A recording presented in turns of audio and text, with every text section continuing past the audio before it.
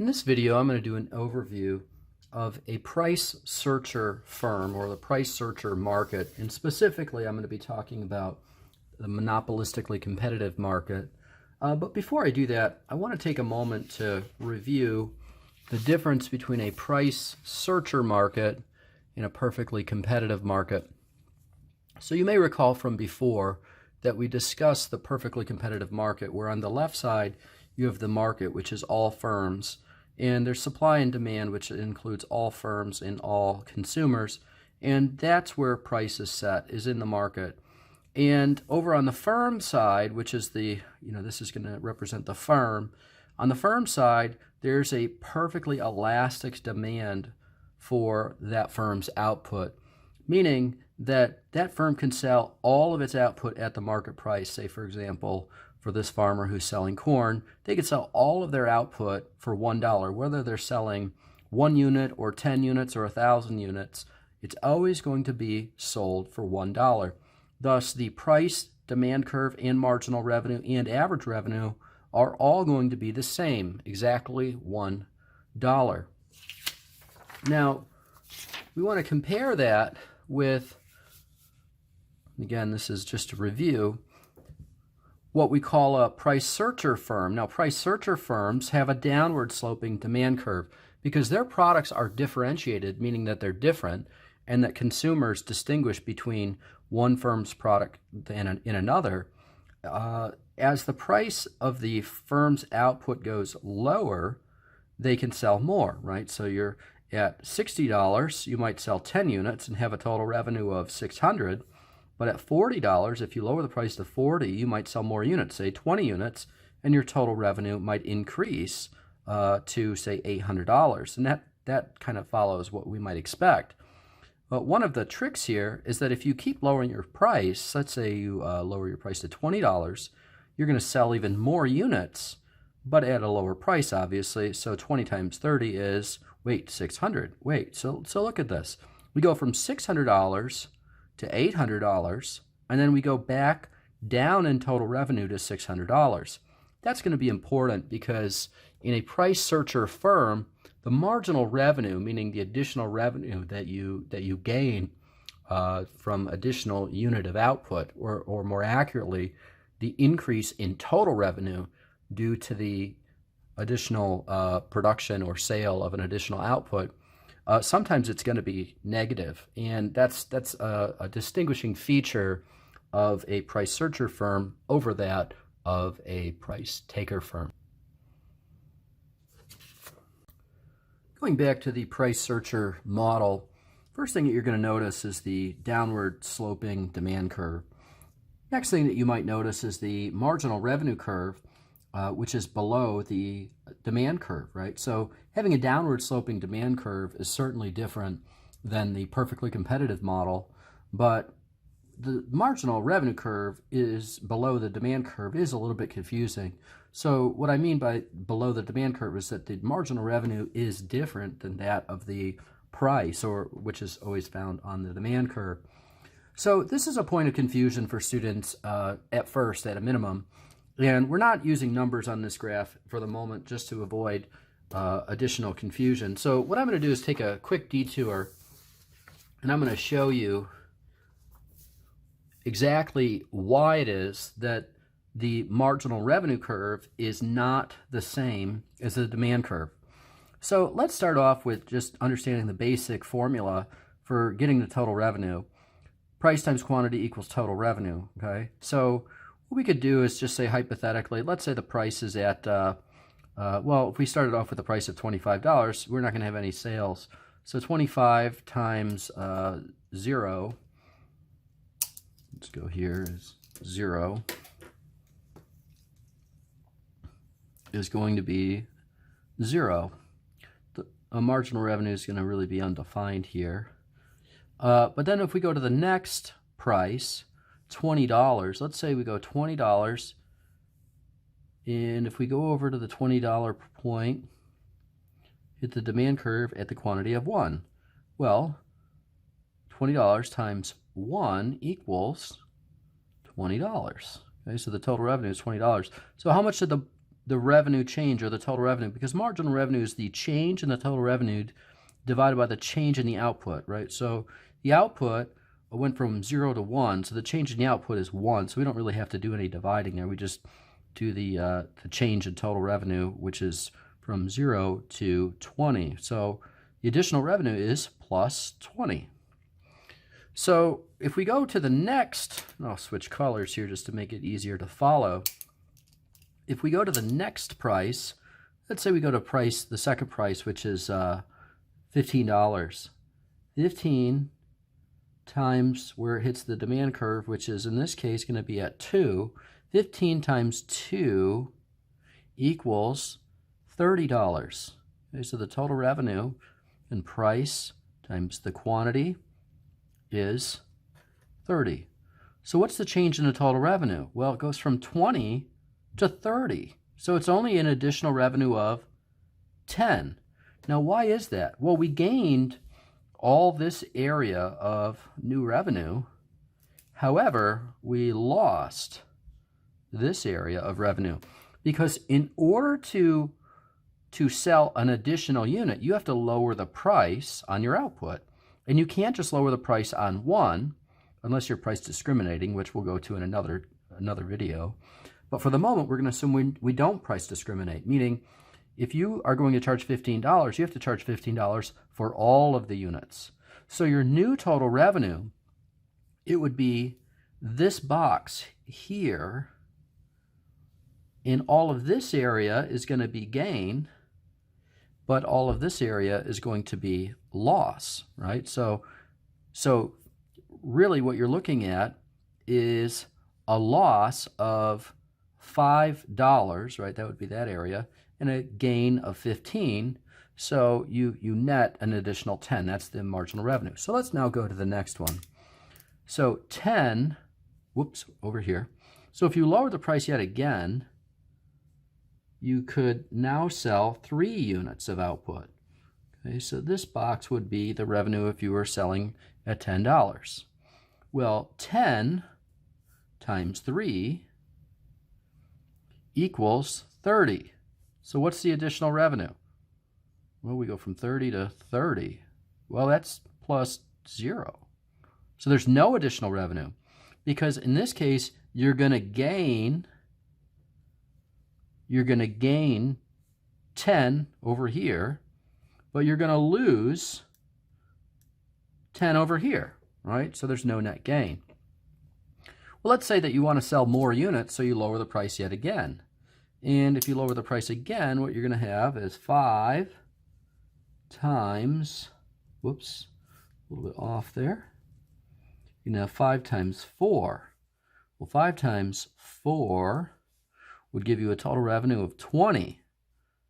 Well, from 30 to 20, you actually are at negative 10 because you're going to gain this area here by lowering the price. So you're going to gain $5, but you're going to be losing this whole area here. That is everything that's above 5. So it would be this big area. That would be the area of loss. Okay. So that would be $15 in loss, but $5 in gain, so the net is negative 10. Okay, so what I've just gone over very quickly is the reason that you're going to have a marginal revenue curve that's below the demand curve. So what I could do here, if I wanted to draw the marginal revenue curve in here, and maybe I'll just do that real bold and real thick here. So the marginal revenue curve for the first unit is $20, right? Marginal revenue curve for the second unit is $10. And the marginal revenue for the third unit is actually $0 because it does not change it. And then the marginal revenue for the fourth unit is actually going to be negative 10. So the marginal revenue curve is actually going to look like this, right? Because that is what it's representing, is the change in the total revenue because of the additional unit of an output. And because of that, we have to lower the price on all of the units in order to sell an additional unit, the marginal revenue is not necessarily always positive.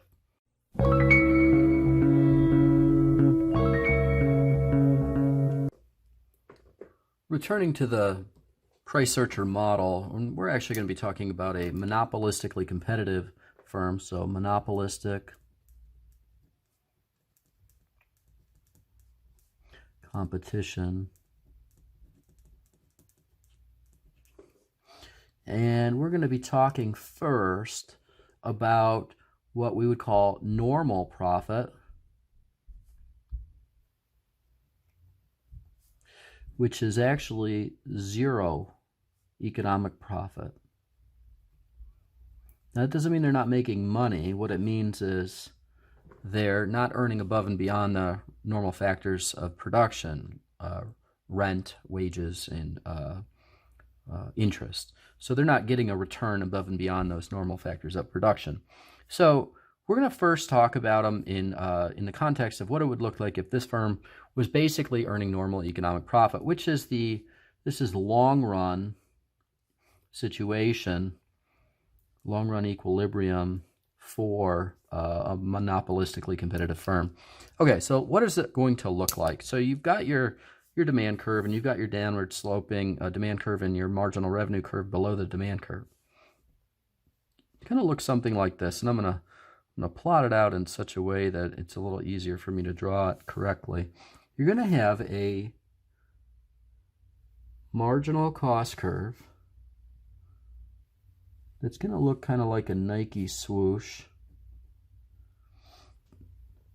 And you're also going to have an average total cost curve. Now, the average total cost curve is a little bit tough to draw. And what's important when you're looking at the average total cost curve is that it needs to, at some point, be equal to the demand curve, but not below the demand curve. And then it must intersect with the marginal cost curve at its minimum point. So it's a little tough to do. And I kind of pulled it off here. It'll go up a little higher. That's average total cost curve. Okay, so your average total cost curve is supposed to intersect with the marginal cost curve at its minimum point. And the rule, let's remember this rule, the rule for profit maximizing is that you should always produce the output where marginal revenue is equal to marginal cost. Okay, now where is that? Well, let's look at our curves. Well, the marginal cost curve is intersecting with the marginal revenue curve at this output, whatever that output number is. Okay, so that's our quantity that we're going to be producing. And if you go up from there, you're going to see the price. Well, there's your price right there, right? Well, I'm a little high, I guess. Okay, so that's going to be your price, but that's also your cost, right? So your price is equal to your average cost. So what does that mean? Well, let's just say that this price was, going with our old numbers, $15, right? Your average cost is also $15 at whatever output that you're producing. Now, what will that look like? Well, it means that your total revenue is going to your price times quantity. So your total revenue is going to be this.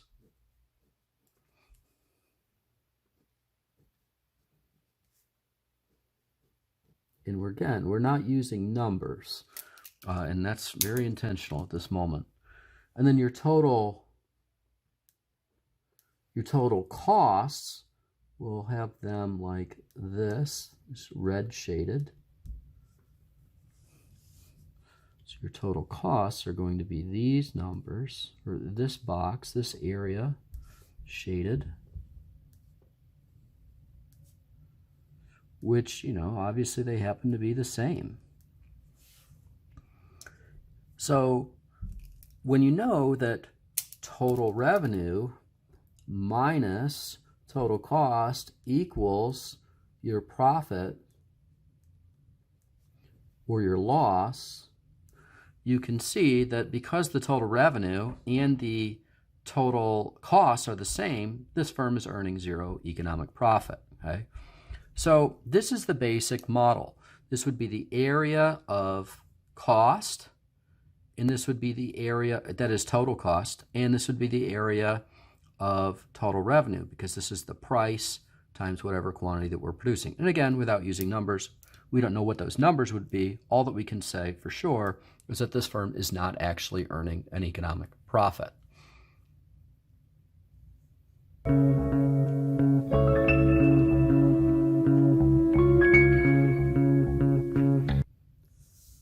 So now what I'd like to do is talk about what it would look like if the firm is earning an economic profit. So once again, talking about monopolistic competition.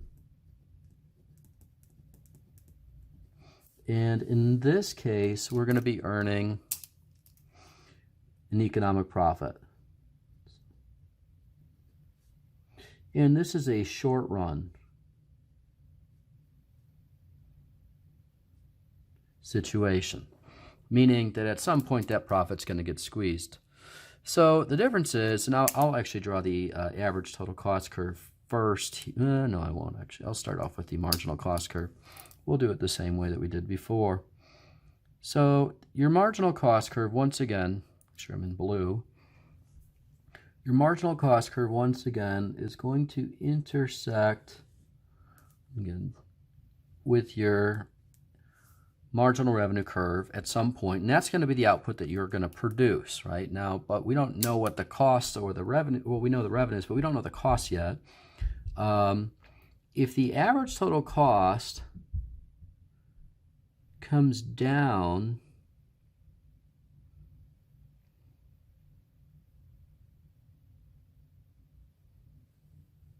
again, it's kind of hard to draw it perfect.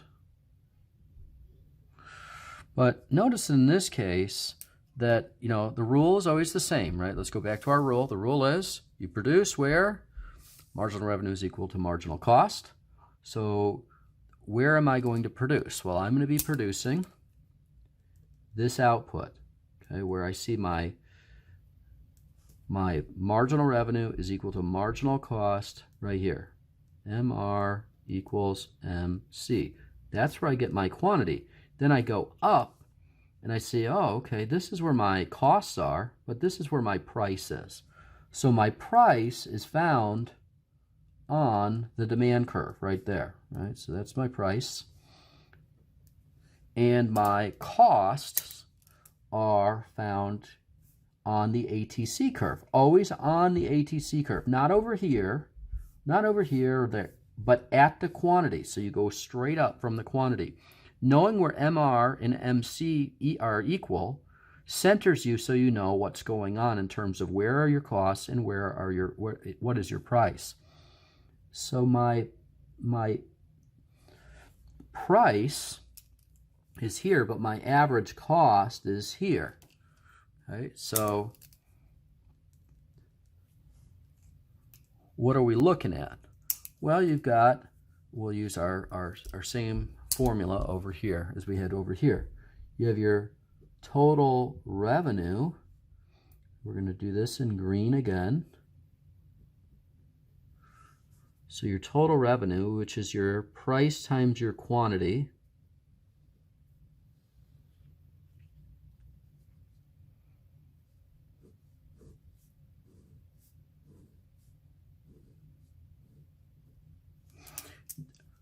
then if I subtract my total costs, which is going to be in red,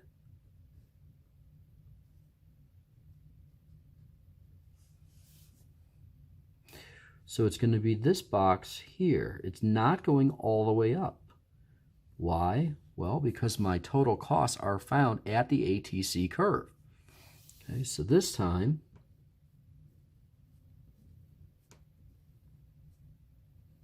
I have to stop here.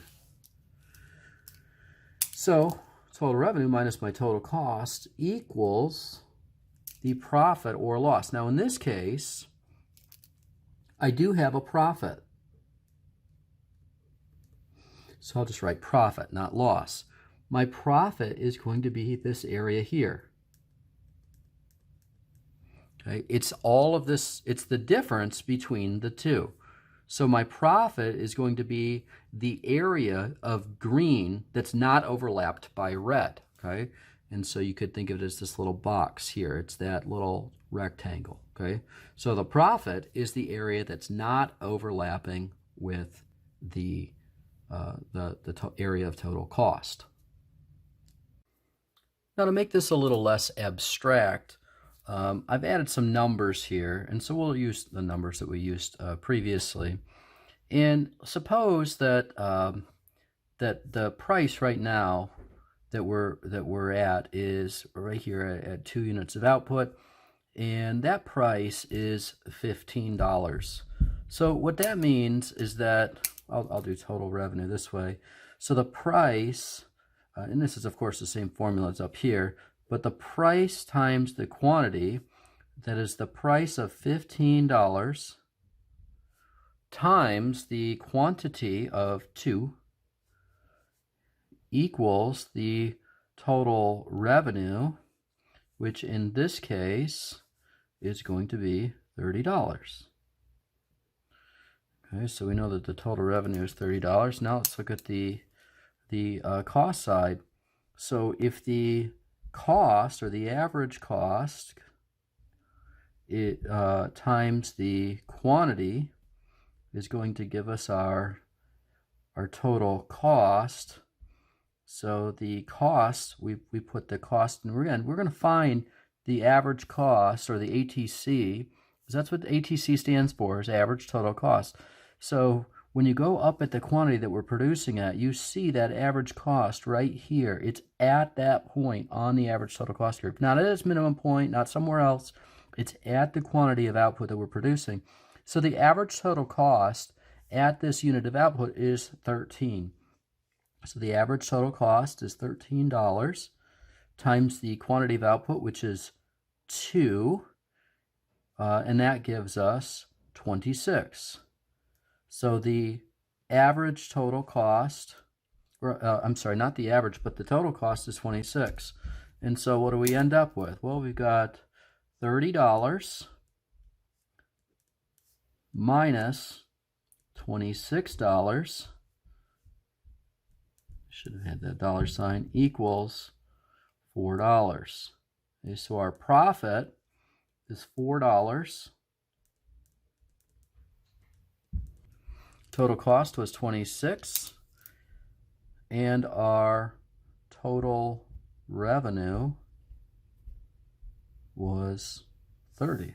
Okay, so total revenue minus total cost equals your profit, or a loss in some cases. Okay, so that's basically how you would come up with a dollar amount if you wanted to do it. Now again, we're not always going to use real dollars. Sometimes we'll just look at it at the graph in this way. Now, one thing to know here is that economists don't like it when we're producing at marginal revenue equals marginal cost, because technically speaking, we think of the marginal cost curve as the firm's supply curve.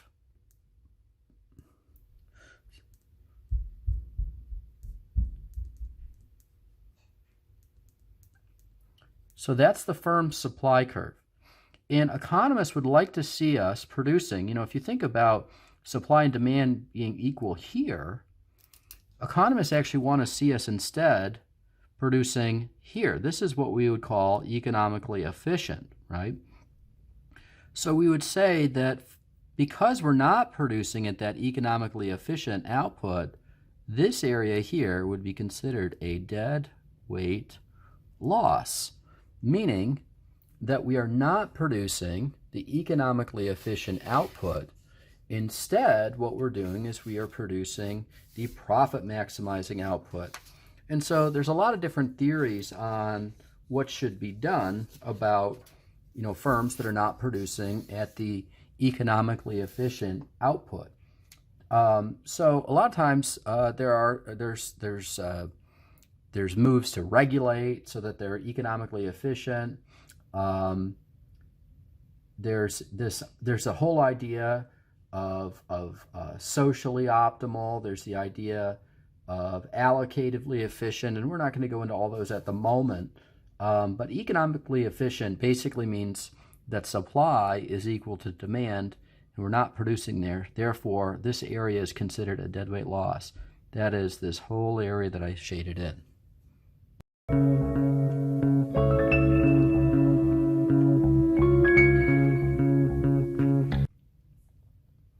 In addition to breaking even or having a normal economic profit, zero economic profit, or having a positive profit, we can also have a short-run loss. Now, again, I say short-run because in the long run, you can't sustain losses. You're eventually going to have to either close up shop and be done, but you can't lose money forever.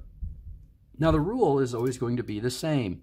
Even though we're going to be dealing with a firm that's earning a short-run loss here, the rule for profit maximization, which a variation of profit maximization is loss minimization, is to produce at marginal revenue equals marginal cost. So that hasn't changed at all. It's the same rule as we're accustomed to. So nothing has really fundamentally changed here. One thing I did not mention, by the way, is that because your price is equal to the demand curve, your average revenue is always going to be whatever that demand is. So that's your average revenue. It's not something I mentioned in the last segments, but it's good to know that your average revenue is the same as your demand curve or the price. They're all the same. Okay, so if a firm is earning economic losses, let's start with drawing a marginal revenue curve. And you're going to have your marginal cost curve. Looks something like this, your Nike swoosh. And the next thing that we're going to do is draw in an average total cost curve. Now, the average total cost curve is going to look significantly different this time, because this time the average total cost curve is never going to intersect with the demand curve, ATC. So, as always, we produce where marginal cost is equal to marginal revenue, which is here. That's going to be your quantity. And we find the price on that demand curve. So that's going to be your price. And we're also, in this case, going to find your, now I'll actually use red for this. You're going to find your average cost at that quantity on the average total cost curve. So once we have identified the quantity where marginal revenue is equal to marginal cost, right, you always want to find this first. Once you find this, that centers you and you know where to go. Okay, this is my quantity. Then I go up, and that's where I find my price that I'm charging, and that's also where I find my average cost. Now, we could use the numbers that we used in the last video if you'd like, but we'll get to that in a moment. For the moment, I'd like to just focus on what the revenues and the costs are going to look like. So in the last video in the last segment, we did the total revenue that would look something like this. And that's always going to be your price times your quantity, right? So here's your price, and here's your quantity. So that is my total revenue. Okay, so I can shade that in.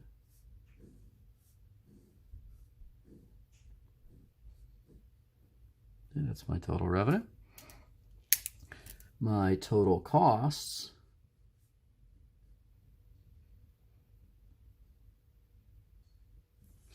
going to be in red. And that is going to be all the way up to my average total cost curve, where I intersect there, over to the quantity that I'm producing.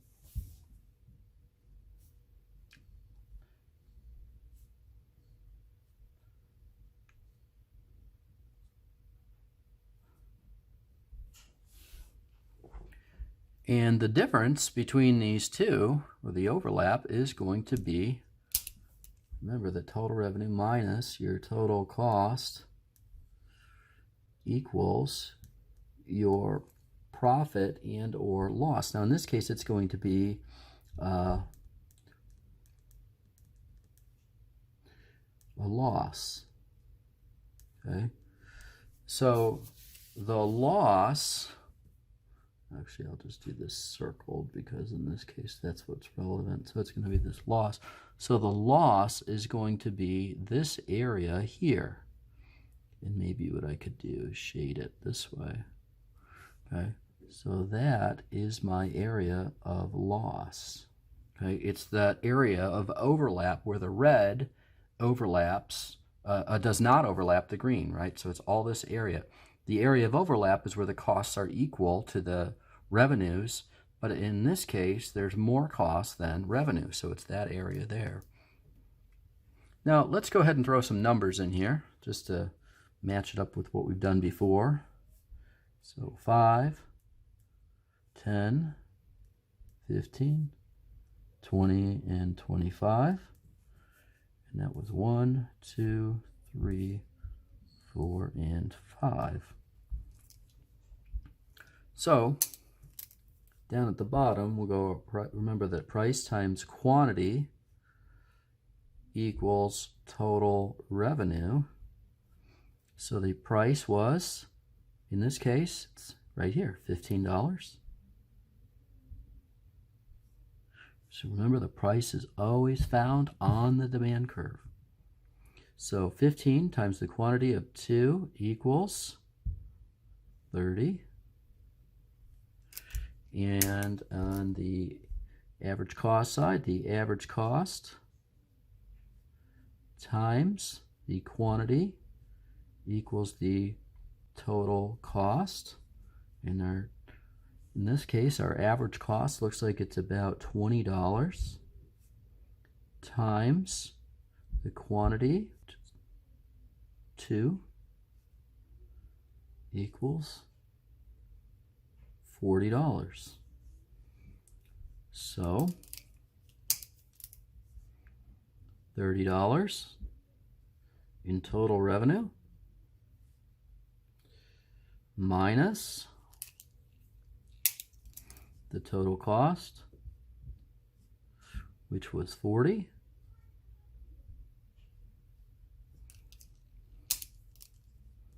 equals a negative $10 profit, or stated another way, it's a $10 loss.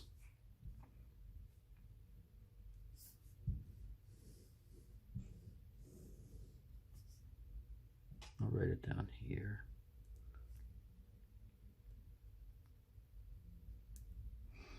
Okay.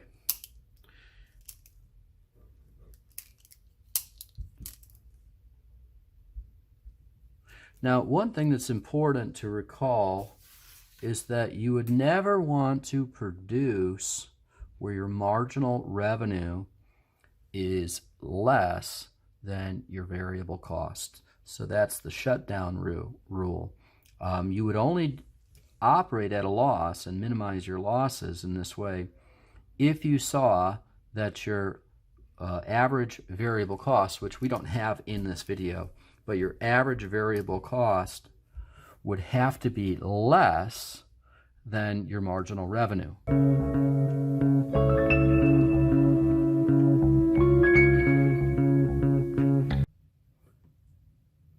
Now, one of the final concepts that is going to be of importance regarding price searcher firms and imperfect competition is the idea of price discrimination. Now, price discrimination is a pretty simple concept. It simply means that you can charge different prices to different people. You might see this very commonly, or at least be accustomed to seeing it in the airline industry, where we're, on a regular basis, you get on an airplane and everybody on the airplane seems to have paid a different price. You might also see it in the hotel industry, perhaps in with movie tickets, where we charge seniors a different price, students maybe a different price. Now, what's important here is that we can identify different groups, and within the airline industry, they might be looking for people who are traveling in one day. So they're gonna say fly from Detroit to Atlanta and back all in one day. Well, that's probably a business traveler rather than a leisure traveler. And a business traveler would tend to have a more inelastic demand curve, because they're probably paying on the company credit card and they have to go. Whereas an individual who might be flying for with a weekend stay might be, a leisure traveler, and they could change their travel plans if the price is too high. So they would have a more elastic demand, a leisure traveler. So the idea of price discrimination, what it does is, rather than charging, say, one price, as we've done in the past, say charging, say, $15 for every ticket or whatever it is that we're selling, what you could do instead is you could say, look, this first person, I'm going to charge what we might say is P1. And that first person, we can charge them $20. And so that individual is going to get, they're going to pay $20. And then the second person, though, is going to, not both of them, but the second person is then going to pay $15, because that's the maximum that they're willing to pay. So the first person in this case would have been paying $20. The second person is paying $15, and perhaps the third person is willing to pay up to $10. And so we could charge that person $10. So that would be P3. I should have put P2 here. And then maybe, depending on what our costs are, there's one person at the end who's willing to only pay $5. And so we could actually have four prices here. Okay? So the idea is, rather than, say, selecting, let's say, one price, previously we had the price at $15. So rather than having, say, 15 times 2, which would have been $30, as we had before as total revenue of 30, we instead say it's 20 plus 15 plus 10 plus 5. Right? So we're just adding, you could think of these as columns of income, right? So the first individual is going to have that $20, and this could be more than one, right? But that would be the first chunk of income. The second chunk of income would be this $15. And then maybe the third chunk of income could be this $10. And you know what? I'm going to go ahead and draw a marginal cost curve and then an average total cost curve in here before we go any further. I'll finish this up. So let's say that these could be all of the different prices, right? So if we charge all of these individuals these different prices, we'd have 20, 15, so it's 35 plus 45 is $50, right? But of course, we're not necessarily going to do that, but it's just to say that the total revenue could be this $50 rather than just choosing one single price, which maximizes total revenue. We're not necessarily going to do this because, of course, we're profit maximizing, and the rule of producing where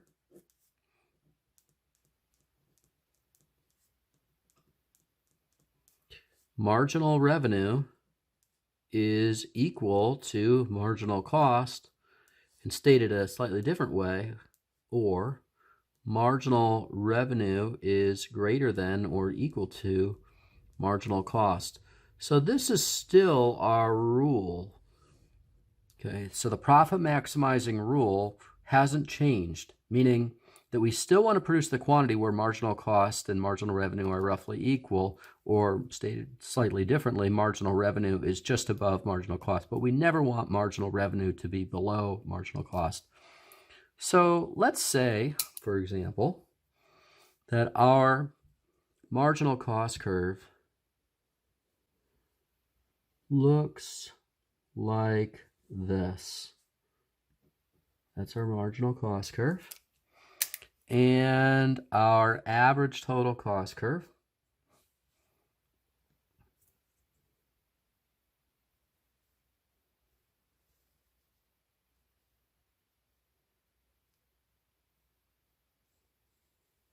trying to draw it just right. If average total cost is right here, okay, now I didn't draw it quite perfectly, but say that's still the minimum point. What that means, you're still going to want to be producing where marginal cost is equal to marginal revenue. Now, what is your marginal revenue curve? Now, what's important here is when you're price discriminating, your demand curve or your price is your marginal revenue, meaning that every time that I sell an additional unit, I'm selling it for exactly what the amount that I'm going to get in addition, because I'm not lowering the price of the previous units, right? So I'm still going to sell that first unit at $20, right? So first unit's at $20. And the second unit is going to be at $15. And the third unit is going to be at $10. And that fourth unit, if I choose to produce it, I'm going to get an additional $5. Now, in this particular case, because the marginal cost intersects with the marginal revenue beyond, well, at a strange point, right? So it's in between 3 and 4. Now, if these were in hundreds or thousands, you might be able to pick in between, but we can't produce a 3.3 of these units, whatever it is that we're producing. We're just going to assume that you've got to produce a whole unit. So what does that mean? Well, marginal revenue has to be equal to or greater than the marginal cost. So in this particular case, what we're going to have to do is we're going to choose the quantity, which is right here. So we're going to choose the quantity of 3. That's how many we're going to produce. So what we see here is that, no, first of all, this isn't going to happen, right? This area is not going to happen. We're not going to produce that. So we can kind of eliminate that. So what we are going to have is a total revenue that's 20 plus 15 plus 10. Now, what we would typically want to do is calculate the total revenue, price times quantity, and then subtract the total cost. But it's going to be a little bit more difficult to do in this particular case. Furthermore, we can't even pick the price. Well, what is the price? Well, we'll say for number one, this doesn't apply because we're not actually going to charge that price. But we still want to calculate our total revenue and our total costs. So our total revenue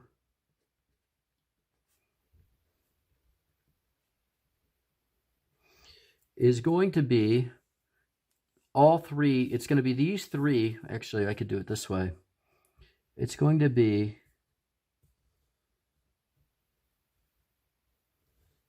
the area that I've just highlighted in green, or that I've just outlined in green. It's not going to include this, okay? So we could even put an X here, right? We're not going to be producing that. But it is going to include all of these areas, okay? So the total revenue is going to be 20 plus 15 plus 10.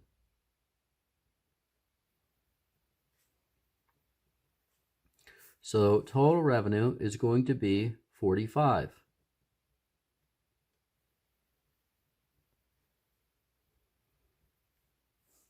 And what we then do is subtract the total cost. So total revenue minus total cost. Now the total cost is going to be given to us. It's all going to be the same. So we look at the point that we're producing, which is of course at 3 units. And we move up to the total cost, or the average total cost here. And it looks like a roughly at 8. And so I'm going to go ahead and we'll call it 8. And I'll actually use it red here. So we'll call this, that's your average total cost, ATC. So the total cost is going to be the average total cost, or the average cost, which is 8 times the quantity, because the average total cost is going to be the same for all of these units. The quantity is, of course, 3.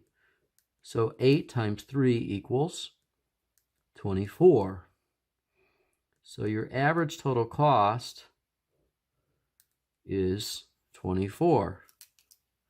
And that is, of course, going to give you your profit or loss, and this is going to be a profit.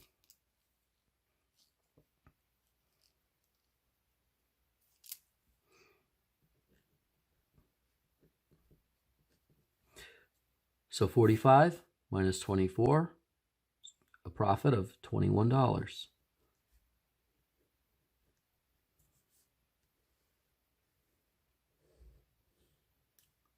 So this is how price discrimination works.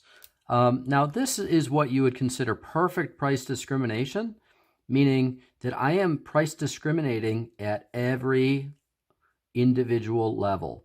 Sometimes you'll see it filled in up here, but you could have price discrimination at only, say, 2 levels, where you could charge 20 and 10. But, you know, perfect price discrimination is probably realistically impossible. But if you could practice perfect price discrimination, what you end up doing is you end up capturing the area that would be considered consumer surplus had you otherwise not been able to price discriminate. Meaning that by price discriminating, you're capturing what would have been priced consumer surplus. Another thing to consider is that by price discriminating, generally speaking, we end up being more what we'd call allocatively efficient, meaning that we're able to produce more stuff and sell more stuff. So this is actually a good thing, because, you know, if you think of it this way, you're earning $2 in profit on this individual one, right? So you could think of this as a $2 profit, but the profit on the next one is 7. And then the profit on the next one is 12, right? So that's the area of profit. So 12 plus 7 plus 2 is obviously 21. So you're profiting differently on each individual unit. If you had to choose one price, though, you wouldn't have picked to produce this third unit. You probably would have chose, as we did in the past, the price of $15, and then you would have maximized your profits by producing only 2 units at $15 each, which would have given you a total revenue of 30, and then of course you'd subtract your total cost and you'd have a profit of 6. So what we see here is that not only does this increase your profits dramatically, right? So rather than having a total profit of 6, you have a total profit of well, actually, that wouldn't quite be right, but regardless, your profits are greater, and you end up producing more. Rather than producing 2, you're producing 3. So that's a good thing for consumers. Okay, so this is price discrimination. Now, a couple of things real quick. Number one, in order to price discriminate, you have to be able to identify the people that you're price discriminating. So maybe that includes choosing whether or not the people are the buying your product are like airline pilots. They're having an overnight stay, and if they're having an overnight stay, maybe you might think of them as leisure travelers, where you would otherwise think of somebody that's flying back and forth to Atlanta in one day as a business traveler. Maybe if there's multiple people in the flight, you might think of them as having, maybe being business travelers, and that would of course mean that they probably have a more inelastic demand, meaning that they're willing to pay more, they're less price sensitive. But if you're including a weekend in your flight, that probably means that you're a leisure traveler. If there's 3 or 4 tickets that you're buying at once, it probably means you're a leisure traveler, which would typically mean that you're going to have you're going to have a more elastic demand. So you have to be able to find a way to identify the individuals that you're price discriminating, against, I guess, for lack of a better word. It could be a senior discount, a student discount at, say, a movie theater. But the other thing that you have to be able to do is prevent arbitrage, meaning if you're giving me, say, a student discount or a senior discount, you have to be able to prevent me from selling that ticket that I bought at a low price to people at a higher price, right?